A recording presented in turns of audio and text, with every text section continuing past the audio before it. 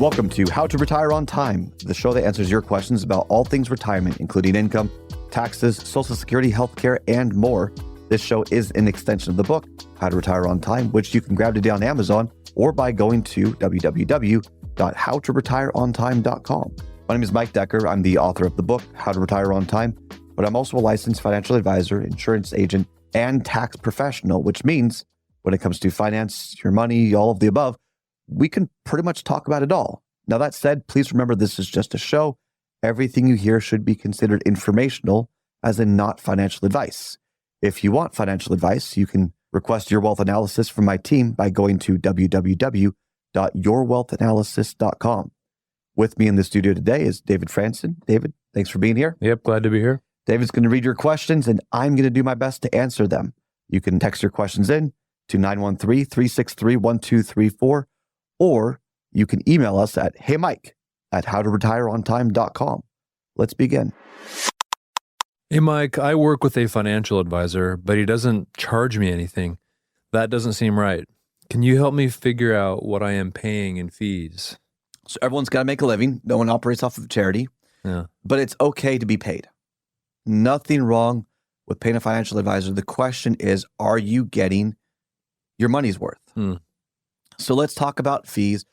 Most people that listen to this show are typically 50 years or older. Now, we've got people that are in their 40s, 30s, and 20s as well, but the large bulk of people that listen to this show, according to our Nielsen database, so the research we get, is 50 plus, which means you've probably been working with a financial advisor for a long, long time, which probably means you've got a bunch of mutual funds. So let's explain how mutual funds work. Yeah. So mutual funds, which is kind of the old, tried and true tested way, or at least the old school way, is you've got, and I'm just doing three of them. You got A shares, B shares, and C shares. Okay. A shares, you pay a fee at the beginning. So all of your money, dollar for dollar, doesn't go in there. Most of it goes in there, but the mutual fund company, which could be someone that you're working with, gets paid. Maybe there's a roundabout way that they're getting paid, but those fees are going in there, just going into the mutual fund itself. Okay. Right. Then you've got B shares. If you were to buy into the mutual fund and leave early, there could be a back-end commission. But if you hold it in there long enough, 5-7 years, whatever the time is, every mutual fund's a little different. Maybe you don't pay the fee because the money was in there. Okay. And then C share mutual funds are really kind of an ongoing mutual fund fee structure. And we're talking about expense ratios. We're talking about 12B1 fees. We're talking about the fees in there. So to figure out your fees, which is important, Google the mutual funds, Google the tickers, and you'll see on Yahoo Finance or Morningstar, all these different search results on Google, or what are the other places? So we can search? Yahoo, Bing, Yeah. DuckDuckGo. Yeah. Wherever you're searching, Yeah. it's going to pull up these great places to where you're going to see the expense ratio and the fees. Now, there's nothing wrong with an expense ratio. There's nothing wrong with fees. It's, are you getting compensated appropriately for the fees? Okay, so here's an example. If you are invested in a C share mutual fund and your expense ratio is, let's say it's 0.3%, just to manage the fund.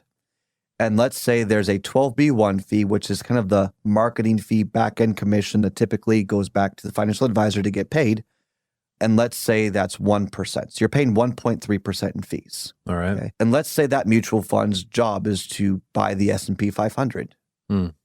Compare that mutual fund to SPY, VOO, or any other low-cost ETF All right. that's meant to buy the S&P 500. And I don't know what the expense ratio is. Let's say SPY or VOO. Let's say it's 0.1%. Okay. And you have no intention of really selling this thing. Then I would question the validity of the 1% if you're not getting tax advice, planning advice, or other things. Because you could do the same thing, have 1% better performance, 1.2% probably better performance each year, because you're not getting the benefit for those fees because you're buying and holding something that's just sitting there. I see. And you might think ignorance is bliss. You might like having the fact that you're paying this advisor so you can call them and they would answer your questions. Sure. And if that's what you want, then that's great. I think you could pay the same amount or maybe even less and get more out of the relationship, but that's up to you if you want to see this or not. But do you see how exploring the mutual funds is going to matter? Yeah. 12B1 fees, the back-end commission fee for investment advisors that have a Series 7 license do not need to be disclosed. So if they say they're not getting paid, they're getting paid somehow. It's probably a 12B1 fee. And if you're not having a portfolio that's actively traded a bunch, I would say you could probably just take those tickers, find the same equivalent in an ETF, get the same results, but now you've got 1% more each year. That compounding effect is significant. Leighton, you did this study. What did you find off the top of your head? What was the difference? 28% over how many years?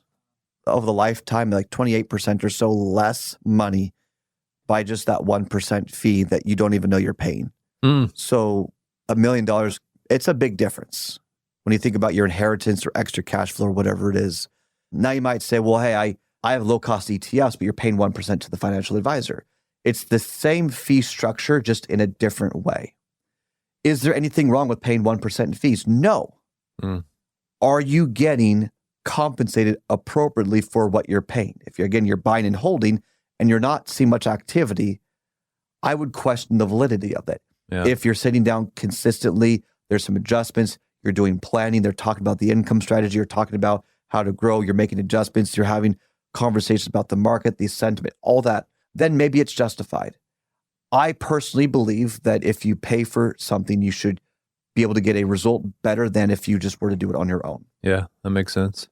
Absolutely. So those are fee structures, different ways advisors can get paid. Do you think I answered the question? Am I missing anything? I don't think so. Yeah. Can you help me figure out what I am paying in fees? So you may not be paying the advisor directly, but they might be getting some other kind of, like you mentioned, 12B1, like sort of back-end commission. Should they disclose that? Should the client know that they're getting commissioned? Should and regulations are very different things. Okay. So, right. So what does the regulation say? 12B1 fees do not have to be disclosed. Technically, I mean, it's like you'll get the prospectus, you get the information, but unless you know to look for it, ignorance is bliss. Not many people want to say, hey, here's how much you're going to be paying in fees, by the way. People often like to not talk about fees. I think that should be one of the first things you talk about. Here's how much you're going to be paying, which means we need to hit this benchmark or better for it to be rationalized. Maybe that's in performance. Is there ever a justification for an advisor charging like 2 to 3% or even 4% fees? Or does that ever happen? I've never heard of 4% fees, but yeah, 2 or 3% fees. But those are typically more for accredited investors, very sophisticated models, and it's also high risk. So, which there's nothing wrong with high risk, high reward. Yeah. I know people that charge those fees and they do well. I also know people that will charge those in very boring portfolios, and I can't make sense of the fee rationale. Right. Some people like the idea of paying more because it feels like you're getting a better service, but numbers don't lie.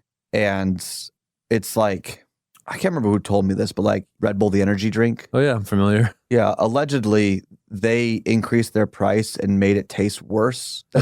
I've heard, I don't know if this is true or not. And then that boosts their sales. So it's like sometimes raising fees might feel like you're getting a better experience because you're like, oh, I'm paying more, so I must be getting better. And then you don't look around. No, look around. Yeah.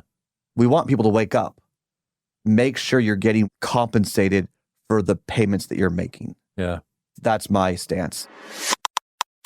That's all the time we've got for the show today. If you enjoyed the show, consider subscribing to it wherever you get your podcast. Just search for How to Retire on Time. Discover if your portfolio is built to weather flat market cycles or if you're missing tax minimization opportunities that you may not even know exist. Explore strategies that may be able to help you lower your overall risk while potentially increasing your overall growth and lifestyle flexibility. This is not your ordinary financial analysis.